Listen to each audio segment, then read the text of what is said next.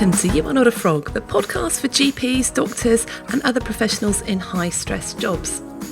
Working in today's pressured environment, you may feel like a frog in boiling water. Things have heated up so slowly that you might not have noticed the extra long days becoming the norm.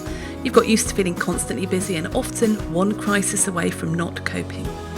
Let's face it, frogs only have two options: to stay in the pan, be boiled alive, or to hop out and leave.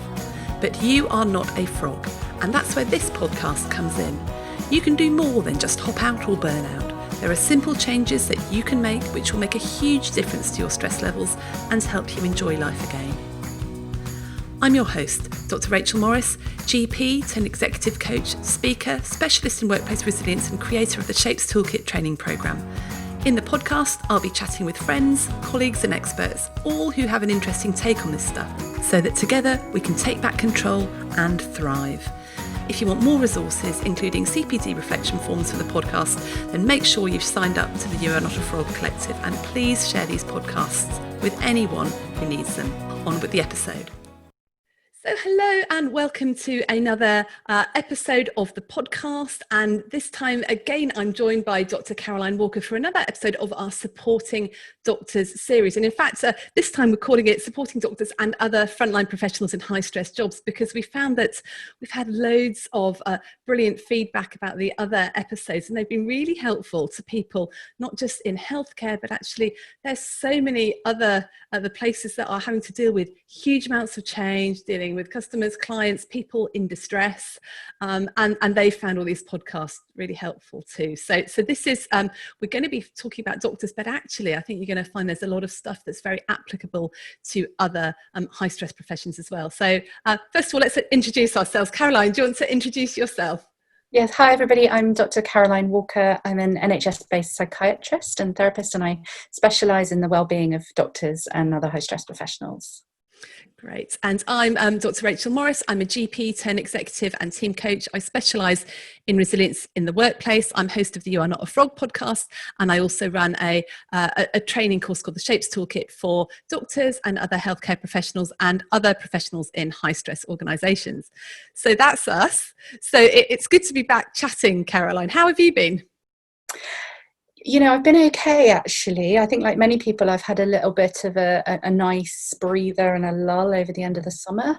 But I am starting to feel that the slight bits of anxiety and stress mounting up again in the last week or two that I think I'm just picking up on in the doctors that I'm working with at the moment. It does feel a little bit like the lull before a storm, doesn't it? We keep getting these words, second wave, and we just, I mean, I'm in a place at the moment, I'm just so relieved that my kids are back at school. Yes. Yeah, I think a lot of parents are feeling that right now. That's been a big change, but also a bit of nervousness about how long that's going to last for, and, stories of some classes being sent home already. And so I think it's by no means a completely settled back to school this year, like it would have been at other years.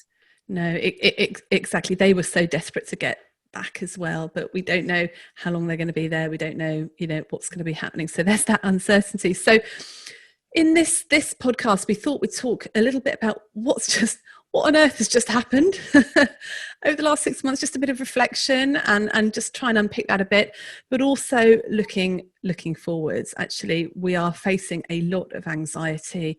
I know that certainly in general practice, workloads are now higher than they were even before COVID. So there's a lot of stress, a lot of anxiety. There's a lot of stuff happened this week that's brought morale right down. And we thought it would be good to talk about that. So Caroline, what on earth just happened? I mean, WTF? I mean, gosh, I wish I had a good pithy answer for that. I mean, I think we've all felt that, haven't we? It just, life has been turned upside down, and we didn't really see it coming. I think, 6 months down the line, bits of it are starting to settle into a new routine. I was out in a garden centre today, actually, and we were just commenting on how they'd taken steps to kind of, socially distance people and put up barriers and things, and they've done it in a really thoughtful way, actually, so it almost didn't feel different. And yet there is this just perceptible difference about life at the moment, isn't there? Everywhere you go, everywhere you look, you kind of notice if someone's not wearing a mask, or if they are, and it just, things are just that little bit different still. So I think we're in this sort of funny phase of kind of adjusting, but it's still all just a completely different life to how it felt, just 6 months ago. Yeah, and things have really changed again because the rule of six has just come in, and so we've had to cancel weekend plans. My birthday next week, what we're going to do for, it's just, it's all, it is all different. It's not nowhere near normal. No, and my friend and I that met just now, we had that moment of, do you hug? Do you not hug? And all this kind of this feeling of like, who's in your bubble, who isn't? And when you make plans, is there 6 people? Is it not? Is it different families? So there's that confusion element again, and that uncertainty, and that feeling that things are going to change fairly rapidly again, like they did in the beginning of lockdown, and that in itself can be really unsettling. Just as we were getting used to a few weeks where things kind of felt a little bit predictable, now it feels again as if we're into that place where, week by week we're going to have new rules to live by. And in your work with sort of your clients that you're seeing, as a psychiatrist, as a therapist, what are the predominant emotions that you're seeing at the moment? It's a real mixture at the moment. I think we're seeing quite a bit of burnout from people who've been really just, working incredibly hard and struggling to adjust to the increasing workloads and the different ways of working. We're seeing now a bit more anxiety again as we're going into the second wave, people worried about what's to come and how they're going to manage and keep going. We're seeing some trauma, some grief. We're seeing a real mixture of things, but there is definitely this sort of just palpable sense that things are starting to heat up again. And this week I've been particularly struck by GPs and how much they are struggling at the moment, as you said, with the increased workload. They're being overwhelmed actually very, very quickly from just a few weeks ago where it was relatively a little bit calmer and quieter in GP. Suddenly this backlog of patients coming through with really complex problems that need sorting out properly, and GPs are really passionate about wanting to help with, but this kind of inability the system's not working fully as it would be normally, so difficult to know how to be referring people on to as you would normally, and just too many people to be seeing all at once, and then, as you alluded to, some negative press as well, which just comes at the worst time, like a kick in the teeth, when GPs we know have been working really hard throughout this whole pandemic. Yeah, and GPs have just had to, I think all frontline workers, healthcare professionals, whether you're in health or not, have had to adapt so quickly whilst being expected to provide the same service. I mean, hospitals have less beds because of the socially distanced thing, yet they're still expected to meet really difficult targets. So we're asked to do something that's really very hard, and, definitely GPs are, I think the morale is quite low at the moment, because it's, first of all, when the crisis hit, you can run on adrenaline, couldn't you? And then that got you so far, and then it was all very difficult. And now we're in the second wave, and they're just keeping on working and working and working. And to, with I guess with the public, I guess the feeling is perception at the beginning was like, let's clap the NHS, let's clap the healthcare workers. And now there's almost this feeling of anger that the public can't get what they want or need or expect. Yeah, which is, even though I don't think that's true. That might be the perception. But I wondered, is that part of a natural sort of grief reaction? Is that what we're seeing? Absolutely. I think the whole nation has got a lot of pent up emotions right now. And grief takes time. It isn't something that just lasts a couple of weeks. It takes a few months. And so I think we're seeing a whole nation who are going through a real profound sadness for the loss of the lives they had and the certainty they had, and real anger. Anger is a really common emotion in grief, and it often gets vented towards those people we feel most safe with. And so, it's bound to be people like your GP who you can trust. They're not going to kind of shout back at you. They're going to be able to contain that emotion, and that's a lot for GPs to be carrying and for doctors to carry. And essentially, I think that's what we're doing. We sort of carry the emotions of the nation. And what we're hearing from GPs is not only are there patients with complex medical conditions that they've maybe left a bit longer than normal, but they're also bringing a whole range of emotional struggles and difficulties as well, because the COVID pandemic has had such far-reaching impacts into all of our lives. Mm-hmm. Now that's really interesting, because I think GPs, it's very easy to take this anger really personally. They're angry at me, they're criticizing me, I'm not looking after them in the right way. And you take it really personally, then you react badly because your chimp comes out, your inner chimp comes out, and then you start to be defensive and you start to be angry yourself. So maybe just a bit of a recognition that actually they're not angry with you personally, they're angry with everything, the fact that life has changed for them, that they can't, it's impossible to get exactly what they want or need, and maybe just recognize that and almost picture yourself as, I don't know, a Teflon frying pan that things are just gonna.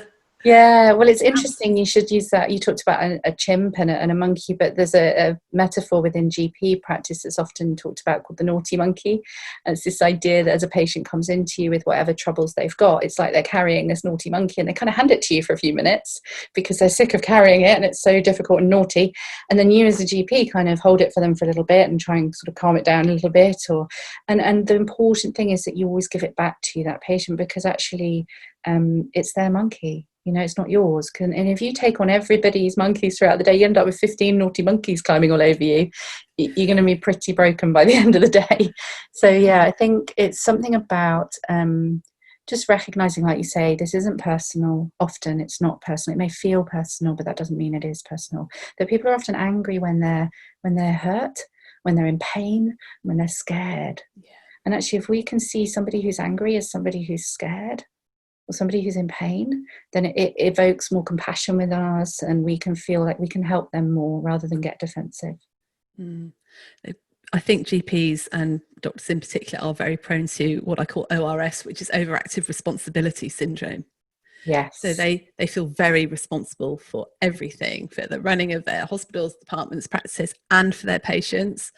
And they have actually very, very little control over any of that.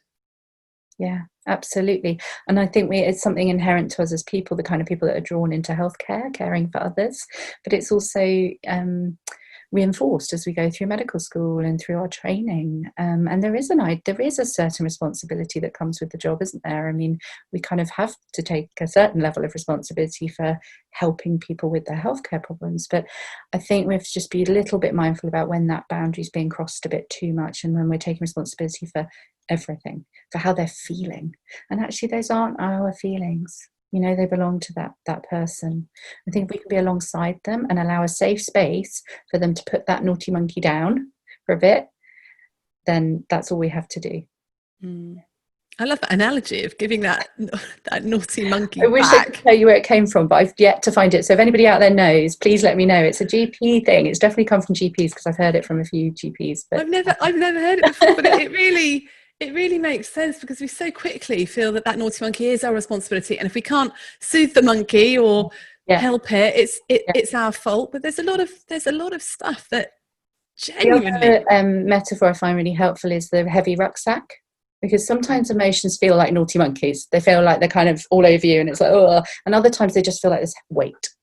And so sometimes I think thinking of it like a heavy rucksack. They come in carrying that heavy rucksack, and you're going to help them take it off and put it down. But you're not going to lift it up and carry it yourself, because it's not your rucksack. So you're just going to help them to lift it off and pop it down. They feel a bit better. You feel better because you're helping them to feel better, and you don't have to pick up that rucksack. Yeah, that is a really helpful analogy. I think as well, we've been doing a lot of work thinking with the Lead Manage Thrive course about actually only 15% of the determinants of health are due to medical care. The rest are due to inequality and where lifestyle, you live, your genetics, and all that sort of stuff. 15% is actually really low. Yeah, where GPs kind of take 100% of responsibility often, or doctors in general. Yeah, it's like we feel if we miss it, it's our fault. It's our thing. We didn't do that. But actually, there's the patient has some responsibility here. Their family, the rest of the health service, as you say, all the social elements in the background as well. Financial, educational, and all that stuff. All of which has been disrupted through coronavirus. So people are.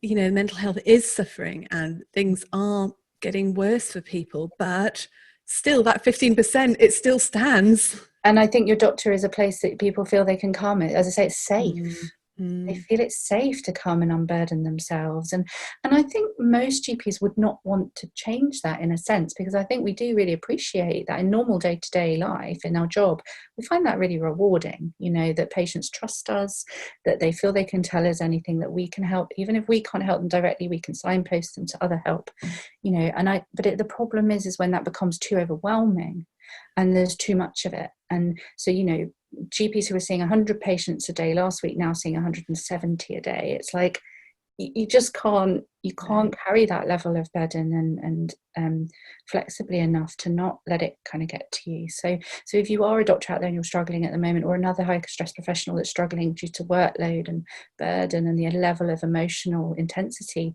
please know that's quite normal right now. That's what a lot of people are going through, and it isn't personal to you.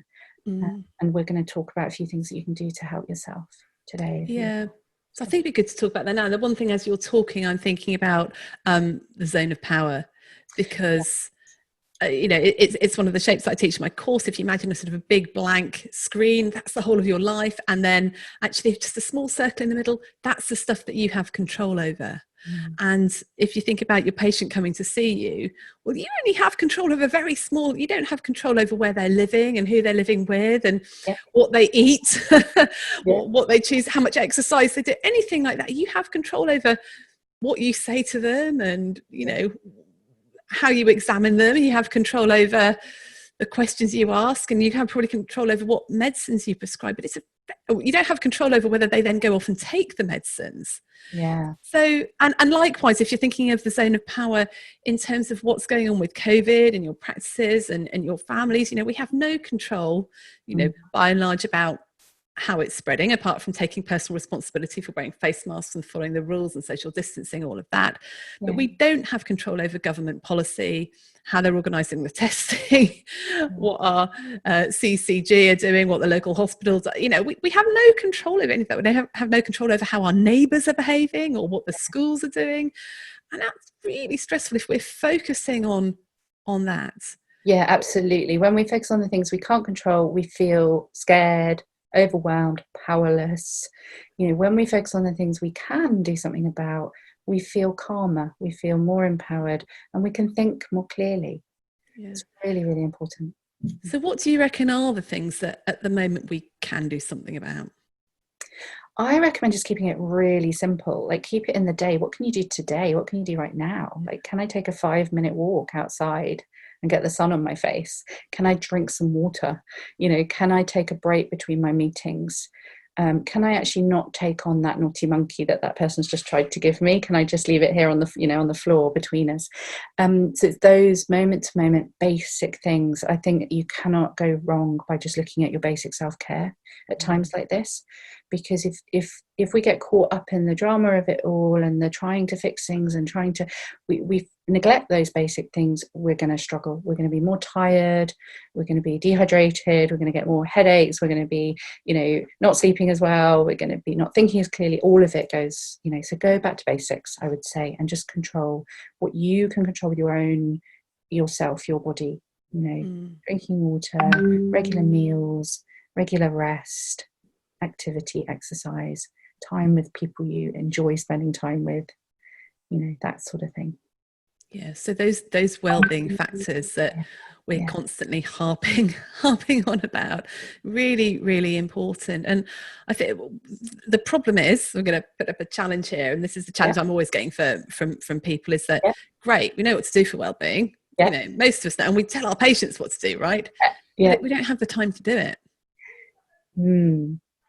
And I guess we have to get really honest with ourselves, don't we, about who's giving us permission to do it.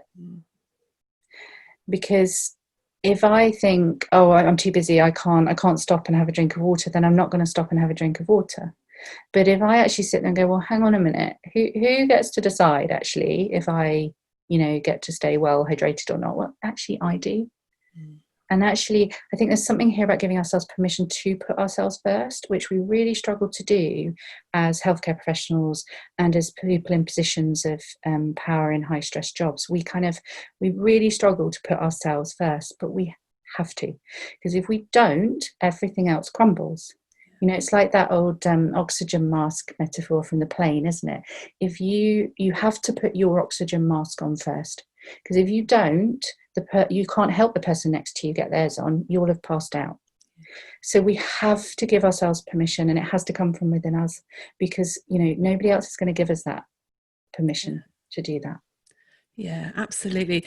Start small, start realistic, I would say. Don't expect yourself to be living a perfectly balanced, amazingly, you know, wonderful, well-being full life at the moment with no, you know, negative feelings at all. But just start with something really small. Start introducing an extra glass of water or an extra 5-minute break. Yeah. Go from there. Good advice. What I've noticed that, you know, professionals are often, you know, professionals who have overactive responsibility syndrome, what happens when the workload builds up is that they just work harder and harder and harder. Yeah, And until then a point. And then I can see this in myself as well. And what you then do is, in order to make room for the work, is you stop doing those things that are so vital to be able to carry on. So I know when the workload builds up, I'm like, okay, can't do my exercise, and I can't really meet that person for coffee, and you know, I go to bed really late, and I really need to sleep. You know, so then I'm suddenly working really hard, but having none of my re-energizing strategies. Yeah, really, really common for people to let go of those areas of their life first, and work is often the last one to go. And this is why we see doctors and high stress professionals all the time seemingly functioning really highly, because they're doing their work, they're working several hours a day every day, and they're really, you know, but their lives, there's nothing else, because they've lost, they're not spending time with their friends, they're not spending time with their family, they're not exercising, they're not looking after their own needs, it's doing fun things. And it feels really counterintuitive, but the first thing you need to do is just pop a bit more of that fun stuff back in. And it doesn't have to be a lot. You might work 5 days a week, 9 to 5. You might only need to put in an hour or 2 half-hour sessions of exercise, or 2 little half-an-hour chunks of spending time talking to a friend, to balance out that whole week of work. You don't have to put in the equal amounts of time. Just a little bit will make a big difference. Yeah. And I always remember an analogy. It was actually a parenting class I was at, and we got one of those polystyrene cups, and she filled it with water. She was actually talking about the, you know, little children needing lots of love and affirmation. In fact, she called it their love bucket, which is lovely. But if you start to apply that to adults, sounds a bit wrong. But I think of these sort of love polystyrene love buckets. You know, it's your energy. You know, you've got this amount of energy, but everything that comes in during the day, just poking holes into this cup, and your energy is just dissipating. So every time you see a patient or have a client, it's lovely. You know, that's what we love about our jobs, but it takes energy from you. So this doesn't have to be bad stuff that's happening that takes energy. Even good stuff and stuff that you enjoy takes the energy out. Yeah, so too much of a good thing. Yeah, if you're never filling your love bucket up by doing those things that re-energize you, you are just going to get completely empty, and we forget about that. And what I do with the training, I often say to people, right, okay, I'd like you to write down the first thing that you stop doing when the workload gets too high, the first thing that re-energizes you that you stop doing. So they write it down, and I say, right, okay, rate that on a scale of 1 to 3. You know, 1, not particularly important; 3, vitally important for my physical and mental health. And, you know, 99% of people rate that thing as a 3. And I say, okay, right, your job, the one thing you do is to go and do that in the next week, and then every week and every week. So you know, anyone listening to this podcast, you know, write down that thing that you stopped doing. What is it? Because if you go and do it, you'll find not only are you feeling better, but you'll be more productive as well. Yeah, absolutely. So although you think by not doing it you're going to be able to give more to your work or whatever it is that you're overwhelmed by, actually you end up less efficient and less able to do that thing. Whereas if you just have a little bit of that time for you, it makes a massive difference. You become much more efficient. Yeah, and it's not selfish either. It will mean that you are better doctor, better wife, father, mother, husband, friend, colleague, all that sort of stuff. And I think it comes back to that idea of permission, because actually we want to do our work because it's for other people.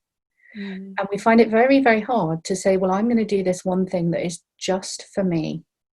doesn't really benefit anyone else. It feels selfish, doesn't it? Feel like going for that run or having that half an hour to yourself to read a book feels as if it's just for you.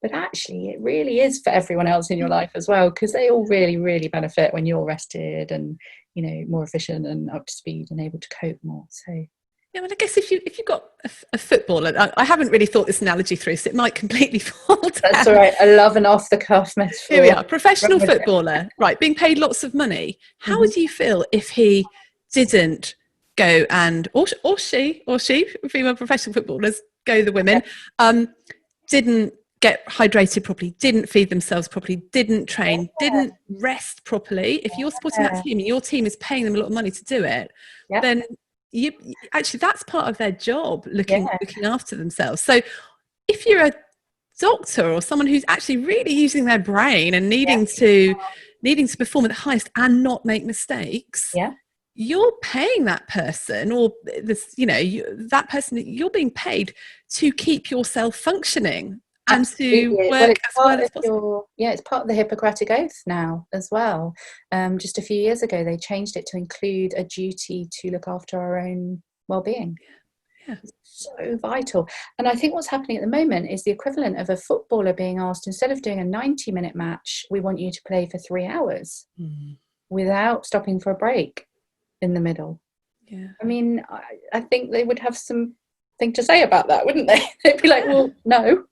First of all, I'm going to get more and more tired, so I'm going to get, you know, less and less good at the football thing as time goes on. They would just not do it. They would just say, okay, if we need to play 3 hours of football, how can we make sure we're at our peak fitness to do that as a team? How can we get together and structure our breaks, structure our nutrition to be able to play for 3 hours as opposed to 90 minutes? And that's what we've not really had the time to do as healthcare professionals and as people across all sectors. Actually, with COVID, it's happened so quickly. It's happened before we've had chance to adapt, and we are incredibly adaptable. We are incredibly quick, and we have done amazing things over the last 6 months. So we will catch up with it. But right now, it feels like another of those times where the changes are coming a little bit quicker than we can keep up with. And so even more important that we just really protect those basic self-care elements. So I love what you just said. In fact, the analogy works, which I'm very pleased about. That if a footballer was going to be asked to do a 3-hour match, they might say, okay, I could do that, but I'm going to need a break every half an hour to do that. I'm going to need extra hydration. Right, I'm going to need to talk to my trainer to get me fit for that. What are we going to have a bigger squad so we can sub in? You know, bigger squad. Really important. They would make allowances. And I'm going to have to run a little bit slower, because if I'm going to run for 3 hours as opposed to an hour and a half, I'm going to have to pace myself differently. Whereas what we do as doctors and healthcare professionals, and typically as human beings actually, is we just go, oh, I'll just speed up. I'll just speed up. But the point is we have a limit. And often we will have to get to that point where we're about to break before we will actually do anything about it. And this is why I think it's so important to go, no, do you know what? I'm not going to wait until I break. I'm going to do something now. I'm going to say, I'm going to cap my patient numbers at this, or I'm going to, you know, make sure I have that half a day off every week, and I rigidly protect that for myself because I need that. Giving yourself permission. And I'm going to turn off my computer at a certain time, even if I haven't done all my tasks. Yes, 100%. Leave things unfinished, please. That's one of my top tips, is get comfortable with leaving things unfinished. We are such finishers. We're such perfectionists. We don't like leaving jobs on the to-do list. We don't like leaving letters half written. We'd rather stay a few more minutes and just finish it off. It's so dangerous. Because doing 5 minutes here turns into a half an hour there, turns into an hour every day, and before you know it, you've got what you just described beautifully earlier, which is somebody who's living half a life. You know, they're working, but they're not living. So look after yourselves. It's part of your job. You're your number one asset, as you say, Rachel. And so what other strategies would you suggest for people as we look forward into this time of real uncertainty? I think I'd go back and just reiterate those ones that we used early on in the lockdown. So things like, as you said, focusing on what we can and can't control in this moment. And a really powerful way to do that is to bring yourself, your body and your brain and your soul back into this moment. And doing that just in a few seconds by doing something like a simple breathing exercise. So I think we've talked about box breathing before, where you can imagine breathing around the outsides of a box. We could do a box breath now. In fact, it always calms me down. It's lovely. Go on then, let's do it. So you breathe in for 4 along one side of the box, and then you hold for 4 along another side, and then out for 4, and then hold for 4. And even just once round, can feel the whole body just slows down and your thinking clears. It's lovely. And that's something you can do anywhere, anytime, because nobody needs to know you're doing it. So you can do it at the bedside, you can do it in between patients, you can do it in the middle of a podcast. Yeah. Anywhere, anytime. It's brilliant. And that works by activating your parasympathetic system, is that right? Yeah, I mean, I think if you're just going to do one breath, it's not going to give you, you maybe want to do a few rounds, do a few squares if you really want to get into that state. But yeah, essentially, it's just slowing down your heart rate, slowing down your breathing rate. It just switches your body into kind of calm rest mode as opposed to fight and flight mode. Mm-hmm. So I just want to, we've only got a few minutes left, but I'd like to ask you about how we take control of our thinking, because a lot of us are getting ourselves really stressed and anxious, looking forward, thinking what's going to happen, when's the second wave going to hit us, are the schools going to close, what's going to happen with the economy, oh my goodness, we are completely screwed. And I always talk about my friend who's a mindfulness teacher always says, Rachel, you've got to be more gazelle. And what does that mean? Well, a gazelle is eating grass and the lion comes along and the gazelle's amygdala goes, oh, threat, there's a lion. The gazelle runs off. They're in their fight, flight or freeze zone, but they decide to fly, so they run off. The lion goes and the gazelle just goes back to eating grass. The threat's gone, so it goes back to eating grass. Now, I don't think I'm very much like a gazelle, because I would be saying, oh my goodness, did you see that lion? You see his hair, and it's going to be awful, and it's going to come back. And what if it eats my babies overnight? And I've got a presentation tomorrow, and I'm never going to sleep. And what if that's so? I'm always sort of pre-living stuff that hasn't even happened. And when I'm pre-living that, of course, my amygdala is firing up. I'm getting into my fight, flight or freeze zone. I'm feeling back to the corner. I'm feeling really, really stressed. And so there's loads of stuff at the moment that we are pre-living that hasn't even happened. So what on earth do we do about that? Well, I think some of what we've said already. So I think just focusing on something like a few deep box breaths will just help your physiology to calm down a bit, and that will help, because we know when your heart's racing, you're breathing really quickly, your thoughts go with it, right? So if we can just bring your physiology down quickly, that's the quickest way to stop it. If you're then finding it's really tough because you're still getting those thoughts popping in, then maybe trying something like we talked about, the zone of power. So what am I thinking about here? We all think, right? We have thousands of thoughts a day. We're not going to stop our thinking. So it's about, okay, what am I going to choose to think about? Well, okay, maybe I won't focus on the lion. Maybe I'll focus on what I do know, that I've got some lovely grass here, my babies are safe, I escaped a lion today, yay. What are we going to, just shifting that attention onto what we are going to think about. And if you're really struggling to work with things like that, then I think, and you're getting kind of like you're constantly anxious, and it's disturbing your sleep, you're not eating, you're just, you're really not very well, then I would get some help, because there's loads and loads and loads more strategies that can help with anxiety. So talk to somebody, talk to your own doctor, you can self-refer yourself for psychological therapies in this country through your local IAPT. You can just Google online. There's lots of free resources out there at the moment. If you're a healthcare professional, the Practitioner Health website is fantastic. It's got lots of free apps and free therapy, free online modules, all sorts of things you can do. So I would say start with bringing your physiology down. Then maybe think, what am I thinking about here? Could I focus on something that's going to actually make me feel calmer, like my last holiday or my next holiday, planning that maybe, or and if that's not working, if you're still really struggling, then seek some help. So I know we talked about this before. My one of my children used to have this worry box where as soon as she started worrying, she'd write it down and she'd put it in the worry box, and then we'd look at it later. We would look at it before bed. But half the time it had gone, it sort of said, right, we're going to worry about it later. We're going to have a set time. And then when she opened it, I'm not worried about that anymore. And that seems to really help. It's a really good strategy, and it's great for sort of the middle of the night worries as well. If you wake up and you've got something spinning around in your head and you can't kind of get it out of your head, jot it down on a piece of paper, because you'll look at it in the morning. You're much more likely to then be able to go back off to sleep.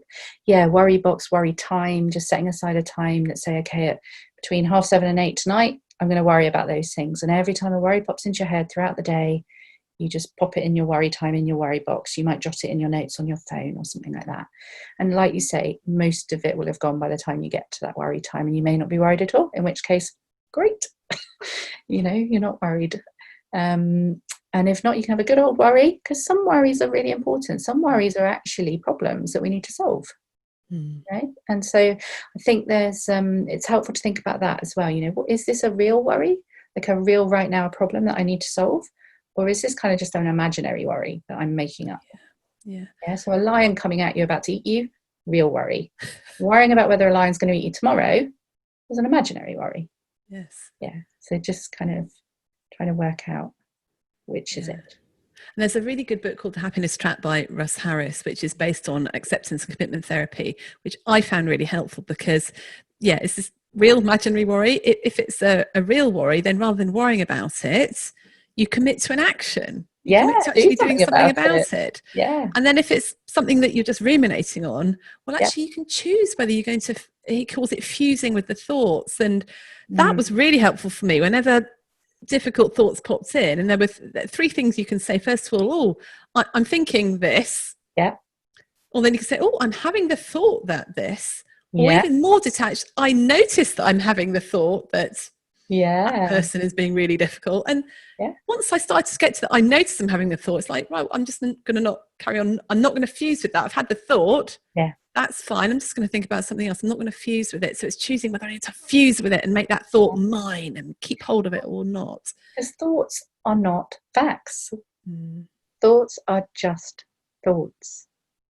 I can have a thought right now about a pink elephant riding on a bicycle. There is no pink elephant riding on a bicycle right now, but it's a thought. It can feel very real. So, am I going to get coronavirus? Will it kill me?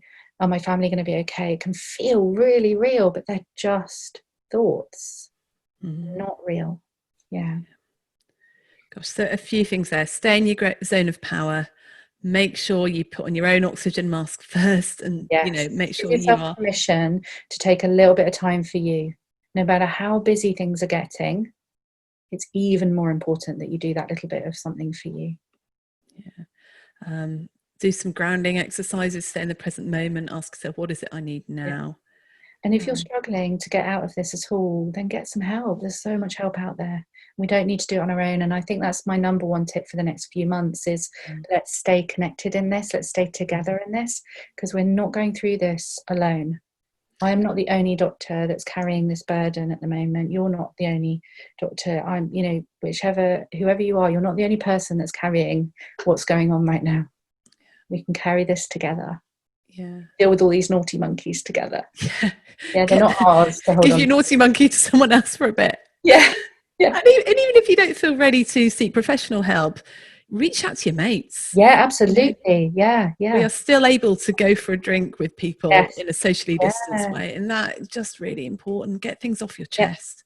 I had a coffee with a friend this morning who's a mum, and we talked about some mum stuff, and it really helped. It was just, okay, I'm not the only one, it's normal, really important. Brilliant. Caroline, thank you. That's been really helpful for me. I've got several things I've written down I'm going to go and do straight away. So if people wanted to get in touch with you, how could they do that? They can reach me at The Joyful Doctor, so Caroline@joyfuldoctor.com, or we're on across social media as The Joyful Doctor. Great. Okay. Well, thank you, and we'll do another episode soon. That's great. Lovely. Bye. Bye for now.